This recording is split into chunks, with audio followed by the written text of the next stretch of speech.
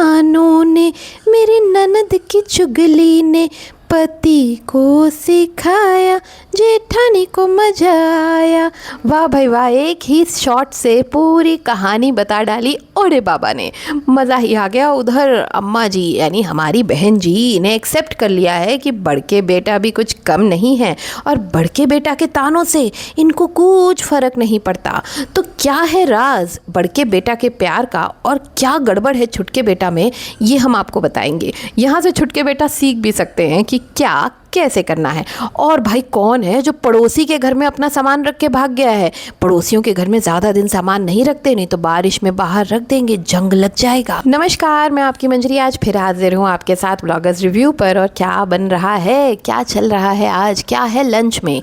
मैंने तो आज मसूर की दाल बनाई है, उसे मलका मसूर भी कहते हैं, छिलके वाली मसूर की दाल बनाई है और खीरे का रायता और हरी धनिया की चटनी इमली डाल के। बहुत टेस्टी खाना है, मज़ा आ रहा है। और आप लोग क्या खा रहे हैं ये भी बताइएगा। चलिए आते हैं टॉपिक पर। भाई बेटे में जो ताना मारने की काबिलियत है वो कहाँ से आई? जल्दी जल्दी सोच के बताइए कहाँ से आई। मैं बता दूं माँ से आई, क्योंकि माँ भी कम नहीं है ताना मारने में। लेकिन क्या होता है ना कि शेर के ऊपर सवा शेर भारी पड़ जाता है, और ऐसा ही कुछ यहाँ पर भी हो रहा है। माँ को लग रहा है डर अपने बड़के नवाब से। वो एक्सेप्ट तो कर रही हैं कि वो हमें पहले बहुत टारगेट करता था, बहुत परेशान करता था, उसने हमको बहुत रुलाया है, लेकिन फिर वो हमारे आंचल में आके समा गया। उसके ऊपर इतनी मुसीबत आई कि हमने उसको अपने आंचल में समेट लिया। एक दिन आएगा जब इनका बुरा वक्त आएगा और फिर हम आएंगे भागे भागे माँ बाप पिक्चर में आएंगे, तब ये भी हमारे आंचल में समा जाएंगे।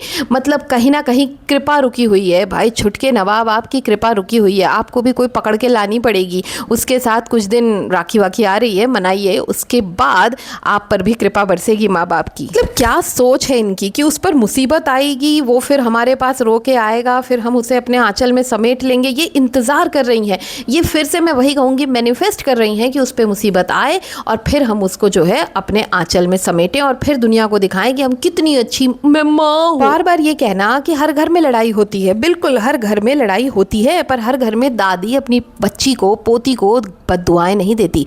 हर घर में एक बुआ, उसके साथ कुछ भी हो जाए लेकिन वो अपने घर की भतीजियों को या भतीजों को, अपने घर के बच्चों को बद्दुआएं नहीं देती। और इस तरह से पब्लिक नहीं करती चीज़ें। मान लिया कि हर घर में व्लॉगर्स नहीं होते, आप लोग व्लॉगिंग करते हो इसलिए चीज़ें बाहर आ जाती हैं, हम मानते हैं। लेकिन कई ऐसे व्लॉगर घर हैं, हमने कई ऐसे व्लॉगर घर देखे हैं जिसमें 100% कुछ ना कुछ होता होगा। एक आध बड़ी कंट्रोवर्सी के बाद वो लोग इतना संभल गए, इतना सोच समझ के चलते हैं कि कभी गलती से भी गलती ना हो, कोई चीज़ बाहर ना आए।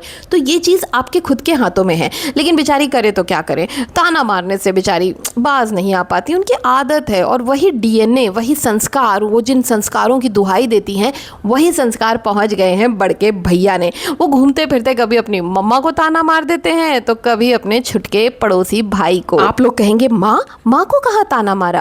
ध्यान से देखिए, जब वो आए थे स्टेशन से तो उन्होंने क्या बोला था कि अच्छा आज नहा ली, क्योंकि मैं वीडियो में दिखा देता कि रोज़ क्या करती हो, इसीलिए आज बचने के लिए कैमरा से नहा ली। जबकि वो रोज़ ही नहा लेती होंगी या नहीं भी नहाती होंगी, ये उनकी मर्जी है यार। वो कोई बहू थोड़ना है उस घर की, अभी भी उनकी सास थोड़ना बैठी है कि पहले नहाओ, 6 बजे उठो, 5 बजे नहाओ, पूजा करो, फिर चाय बनाओ, फिर पानी दो, फिर मतलब खाना बनाओ। वो बहू थोड़ना है, वो तो सास है, उनकी मर्जी, जब नहाए तब नहाए, वो उनका गंजू हाउस, वो जो चाहे वो करें, उनकी मर्जी। लेकिन वहां पर भी उसने ताना मारने से वो बाज नहीं आया, जबकि वो एंटर ही कर रहा था। फिर जब उन्होंने खाना बनाते हुए देखा अपनी माँ को, एक तरफ माँ के हाथ के खाने की बहुत सारी तारीफें कर दी, पर साथ में ताना भी दे दिया कि देखो पसीने टपक रहे हैं मम्मी के, मम्मी पसीना टपका टपका के खाना बना रही हैं, पर इसमें इनके 2 3 4 5 फायदे हैं। ऐसे करके उन्होंने गिना दिए फायदे। पहला, जो उनका रेसिपी चैनल है उस पर रेसिपी चली जाएगी। दूसरा, घर में लोगों को खाना वाना मिल जाएगा, इतने सारे लोग हैं, उनका पेट भर जाएगा। और तीसरा कि उनका पेट कम हो जाएगा, वो थोड़ी दुबली हो जाएंगी, उनकी एक्सरसाइज हो जाएगी। और जो दूसरा चैनल है उस पर भी 4 बातें, 4 ताने बताते बताते वो कुछ ना कुछ पका देंगी और बर्तन धो देंगी। खड़र मड़र एक ताना ताना, खड़र मड़र दूसरा ताना, और ऐसे ही उनके सारे वीडियोस भी बन जाएंगे। वैसे मैं बड़के भैया से कहना चाहूँगी कि आप ये आइडिया अपनी पत्नी को क्यों नहीं बताते? आपकी पत्नी इतना रेगुलर नहीं हो पा रही, अपनी पत्नी से कहिए ना, पहले तो कुछ दिन तो गुजारे अपने ससुराल में, इधर नवरात्रि, छठ, ये सब बातें क्यों कर रही हैं? अभी की बातें करें क्यों? तब डिस्क्लोज कर देंगे, इसलिए अभी क्यों नहीं आ रही? अभी आइए ना, अभी तो बनता है भाई, एक लौती बहू है और सासू माँ परेशानी में है, तकलीफ में है, बनता है कि नहीं बनता है? बताओ दोस्तों, बनता है कि नहीं बनता है बड़की बहू को यहाँ आके सेवा करना? कुछ दिन तो गुजारिए ससुराल में और कुछ दिन तो खाइए सासू माँ के ताने। तो इस तरह से बड़के भैया जो हैं अपनी माँ को ही ताने देते रहते हैं। वैसे उधर से ओड़े बाबा ने भी बेहतरीन ताना मारा है, जिसमें जिठानी, ननंद, सासू माँ सबका कैरेक्टर डिफाइन कर दिया है। मज़ा आ गया वो रील देखकर। और एक चीज़ ये समझ में आई कि आदमी बोलना चाहता है लेकिन इतना दबा हुआ है ना, इतना डरा हुआ है, क्योंकि ये लोग किस तरह से धमकाते हैं वो तो आप लोग देख ही रहे हैं। टेक्नीशियन या मोमोज वाली दीदी के केस में कैसे चीज़ें हो रही हैं। वो देवी के चरणों में जाकर गिर गई हैं, विंध्यवासिनी देवी के दर्शन कर रही हैं, वहाँ पर अपनी मुसीबतें रख कर आ रही हैं। किस तरह से उनको परेशान किया जा रहा है, प्रताड़ित किया जा रहा है, ये सारी चीज़ें आप लोग देख ही रहे हैं। तो हर इंसान है ना बोलना चाहता है लेकिन सब दबे हुए हैं। क्यों?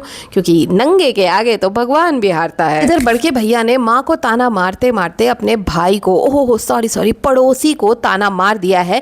कहा है कि पड़ोसी जी अपना सामान यहाँ से लेके निकलिए। अच्छा, मेरे सामने एक छोटी सी लाइव वापस से आ गई जो डिलीटेड है, वो थोड़ा सा उसका एक क्लिप मेरे सामने आ गया। उसमें मैंने एक चीज़ सुनी कि बड़के भैया छोटे बेटे को, मतलब छोटे भाई को कह रहे थे कि क्या तुम अपना रूम मुझे नहीं दे सकते थे? जब हम पति पत्नी आए थे और हमारा एसी खराब था तो क्या तुम अपना रूम, यानी जिसमें एसी लगा है, चल रहा है, वर्किंग एसी है, क्या तुम वो हमें नहीं दे सकते थे? देखा नहीं तुमने हमने कैसे यहाँ पे हॉल में सोया, कैसे कैसे मैनेज किया, क्या तुम ये नहीं कर सकते थे? मतलब विचित्र बात है यार। एक छोटी बच्ची है उस महिला के साथ, वो जचकी वाली महिला है, वो अपना कमरा छोड़कर, अपना बच्चा, सारा सामान लेकर दूसरे कमरे में शिफ्ट हो क्योंकि बड़के भैया भाभी, सेलिब्रिटी भैया भाभी आए हैं, उनको एसी वाला रूम चाहिए। विचित्र बात है, कह कैसे देता है ये आदमी? और इसकी एक्सपेक्टेशन देखिए, बड़के भैया की एक्सपेक्टेशन देखिए कि वैसे उसकी गलती नहीं है, सच में उसकी गलती नहीं है, माँ बाप की गलती है। अब देखिए, कहा जाता है कि छोटा बेटा बैठ के कमरे में खाता रहता था, कोई काम नहीं करता था, उसकी सब्जी, उसका राशन सब उसके पापा लेकर आते थे। अभी उसके पापा फिर से लेकर आए हैं। मैंने आपको कई बार बताया है कि उसका चावल अलग है, उसकी दाल अलग है, उसका आटा अलग है। वो मैदे वाला आशीर्वाद का आटा खाता है, वो चक्की वाला आटा नहीं खाता है, वो पॉलिश दाल खाता है, वो बासमती राइस खाता है, लंबे वाले चावल खाता है, पता नहीं क्या क्या है उसके, मतलब प्रायोरिटीज़, उसकी सब्जी अलग है, सब कुछ अलग है। और उसके पापा जी ये सारे काम कर रहे हैं, सारा कुछ ला कर रख रहे हैं। ये क्यों नहीं खुद से ला रहा?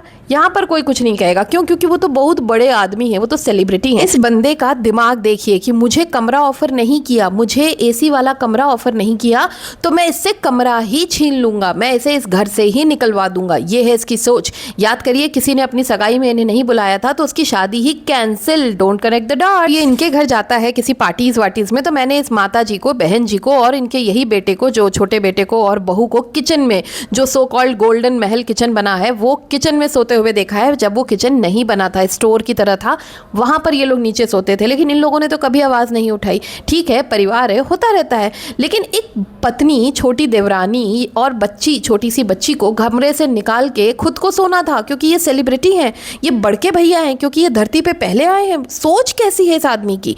और देखिए, अब वो इल्जाम लगा रहा है कि कैसा लड़का है, गाड़ी की सर्विसिंग नहीं कराता है, एसी की सर्विसिंग नहीं कराता है, तो और एसी का फिल्टर तक ले गया चुरा के अपने नए एसी में लगाने के लिए। फिल्टर धोता नहीं है, फिल्टर गंदा कर रखा है, बेडशीट गंदी है, पता नहीं क्या क्या बोल रहा है यार।